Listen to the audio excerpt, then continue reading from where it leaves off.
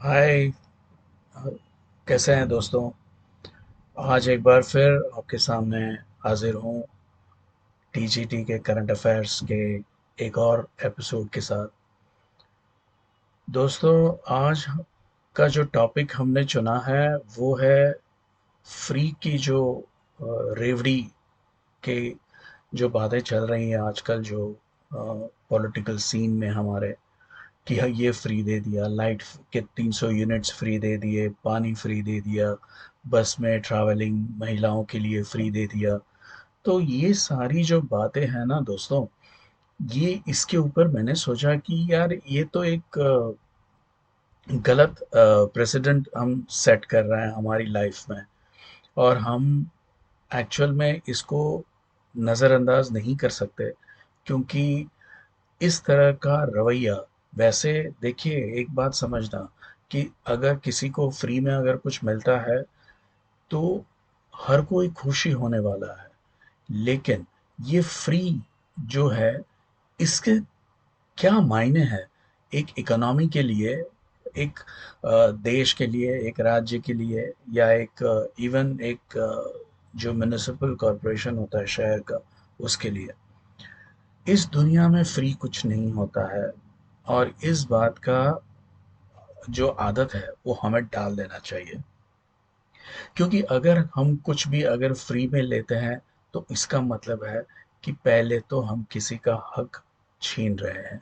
जैसे कि अगर कोई टैक्स पेयर है जो ईमानदारी से अपना टैक्स देता है, और अगर उसी के पैसे से किसी को फ्री में अगर कुछ मिलता है, जिसने उसके बारे में कभी कोई काम नहीं किया है, ना ही इसके लिए वो अ, अ, ना ही इसके लिए उसने कभी कोशिश की है।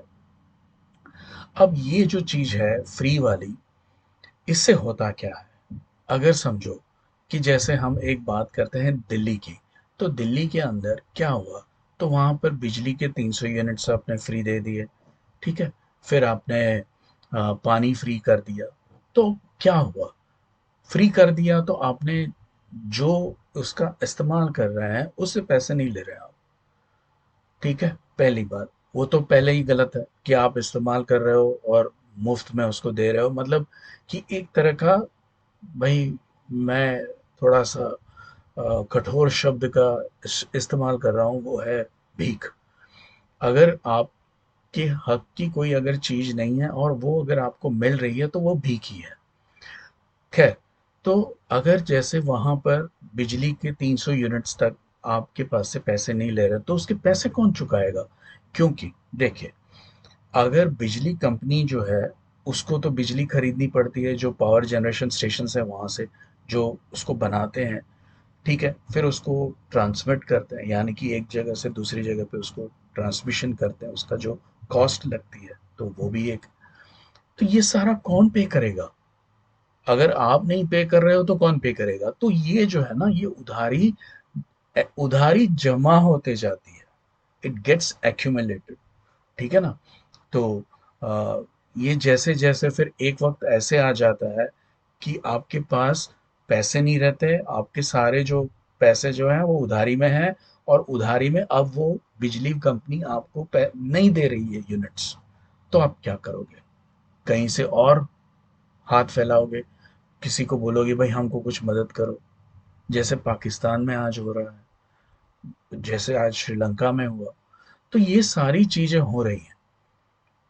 तो हम इस बात को समझें कि अगर कोई चीज लेनी है तो उसके पैसे हमको चुकाने ही हैं। वो आज नहीं तो कल चुकाने पड़ेंगे, ठीक है? अब यहाँ पर क्या होता है कि दिल्ली की राज्य सरकार कुछ पैसे मांग रही है केंद्र सरकार से, कि हमारा बकाया है, ये है, वो है, पैसा दो। तो मतलब ये हुआ कि जो बिजली पानी फ्री में दे रहे हैं, और उसकी जो उधारी अब जो जमा हो गई है, जो हजारों करोड़, वो देगा कौन? तो फिर यहाँ वहाँ हाथ मारो, हाथ पैर मारो इससे। अब होता ये है कि इसकी टोपी उसके सर। अगर कोई जगह से पैसे आ रहे हैं तो वो पैसे आप वहां डाल दो जहां पर आपने भी फ्री बिजली पानी दे रखी है। तो यानी कि जहां से जो पैसे आ भी रहे हैं, तो उस सेक्टर का विकास अब रुक जाएगा, क्योंकि वहां के पैसे आप बिजली पानी की तरफ मोड़ रहे हैं। और बिजली पानी में तो वैसे ही उधारी है, जमा हो गई है बहुत सारी। तो ये कौन चुकाएगा? और यही बात इतनी बढ़ गई कि सुप्रीम कोर्ट को इसमें बीच में आना पड़ा कि जो भी राजकीय पार्टियां हैं वो आजकल सब फ्री में देने की बातें कर रहे हैं। लेकिन कोई इनसे पूछे, इनसे सवाल करे कि ये फ्री का जो इन लोग का जो पूरा गणित है, इसमें वो उसकी इनकम जो है वो सस्टेन कैसे करेंगे? आप फ्री में दे रहे हो, ठीक है दे दो, आपके अपने पैसे से दे रहे हो? नहीं दे रहे हो। आपकी जेब से पैसे जा रहे हैं? नहीं जा रहे हैं। तो कहाँ से जा रहे हैं पैसे? तो आपके मेरे जैसे जो लोग हैं जो ऑनेस्टली टैक्स पे करते हैं, ये सोच के कि सरकार अपना काम ठीक से करे, और ठीक से कर भी रही है बहुत सारे मामलों में। लेकिन कुछ कुछ जगह पे ये जो फ्री वाले हैं, जो ये सोचते हैं कि बिना काम किए, बिना कुछ जनता की सेवा किए, ऑनेस्टली इसके लिए मेहनत किए, अगर हमको शॉर्टकट से सत्ता पे काबिज होना है, तो इनके लिए ये रास्ता है। ठीक है? और आज नहीं तो कल इसके लिए आपको दुगना कुछ चुकाना पड़ेगा। आपके टैक्सेस बढ़ जाएंगे, क्योंकि ये जो फ्री वाली जो इसकी टोपी उसके सर है, वो कहीं ना कहीं तो मार खाएगी। यानी कि अंत में जाके आपका पैसा बर्बाद हो रहा है, इस तरह से बर्बाद होगा। और फिर उसके जो विकास जिस पैसे से होना चाहिए था, वो नहीं होगा। तो ये जो फ्री की जो राजनीति है, फ्री बीज बोलते हैं इसको इंग्लिश में, तो ये गलत है।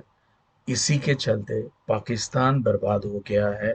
इसी के चलते बहुत ही रिच, बहुत ही श्रीमंत देश था अमेरिका का, साउथ अमेरिका का वेनेजुएला, वो भी बर्बाद हो गया है।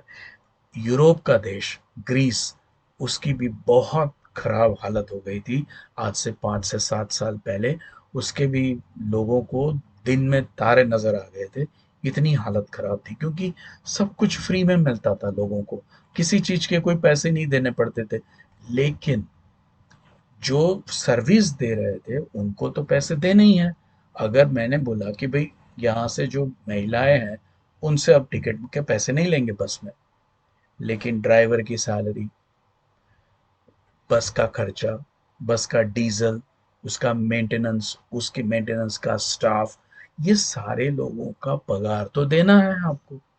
वो पगार कहाँ से दोगे? तो कहीं से उधारी लेंगे। तो वो उधारी फिर बढ़ते जाएगी। फिर एक दिन इतनी उधारी बढ़ जाएगी कि आपको बस का पूरा कारोबार ही बेचना पड़ेगा। फ्री वहां पर ही देना चाहिए जहां पर जरूरत है। जो गरीब है, जिसके पास पैसे नहीं हैं, उसको सहायता करें, ये ठीक है। इसमें कोई अ, अ, मुश्किल वाली बात नहीं है समझने के लिए।